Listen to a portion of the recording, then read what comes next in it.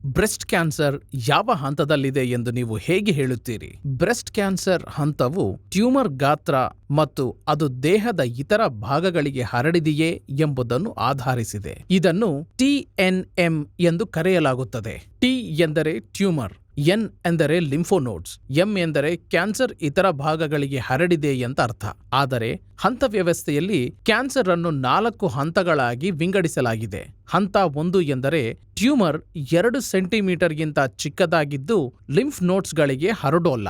ಹಂತ 2 2A ಮತ್ತು 2B ಎಂದು ವಿಂಗಡಿಸಲಾಗಿದೆ. 2A ನಲ್ಲಿ ಟ್ಯೂಮರ್ 2 ಸೆಂಟಿಮೀಟರ್ಗಿಂತ ಚಿಕ್ಕದಾಗಿದ್ದು ಲಿಂಫ್ ನೋಡ್ಸ್ಗಳಿಗೆ ಹರಡುತ್ತದೆ. 2B ನಲ್ಲಿ ಗಡ್ಡೆ 5 ಸೆಂಟಿಮೀಟರ್ಗಿಂತ ದೊಡ್ಡದಾಗಿದ್ದು ಲಿಂಫ್ ನೋಡ್ಸ್ಗಳಿಗೆ ಹರಡಿದೆ. ಹಂತ 3 3A ಮತ್ತು 3B ಮತ್ತು 3C ಎಂದು ವಿಂಗಡಿಸಲಾಗಿದೆ. 3A ನಲ್ಲಿ ಕ್ಯಾನ್ಸರ್ 5 ಸೆಂಟಿಮೀಟರ್ಗಿಂತ ಒಳಗೆ ಲಿಂಫ್ ನೋಡ್ಸ್ಗಳಿಗೆ ಹರಡುತ್ತದೆ.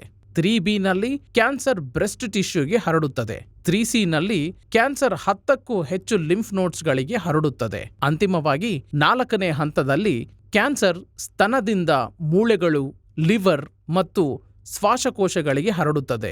ಈ ಹಂತವನ್ನು ಮೆಟಾಸ್ಟ್ಯಾಟಿಕ್ ಬ್ರೆಸ್ಟ್ ಕ್ಯಾನ್ಸರ್ ಎಂದು ಕರೆಯಲಾಗುತ್ತದೆ. ಆದ್ದರಿಂದ ಕ್ಯಾನ್ಸರ್ ಬಗ್ಗೆ ಜಾಗೃತಿ ಮೂಡಿಸುವುದು ಮುಖ್ಯ.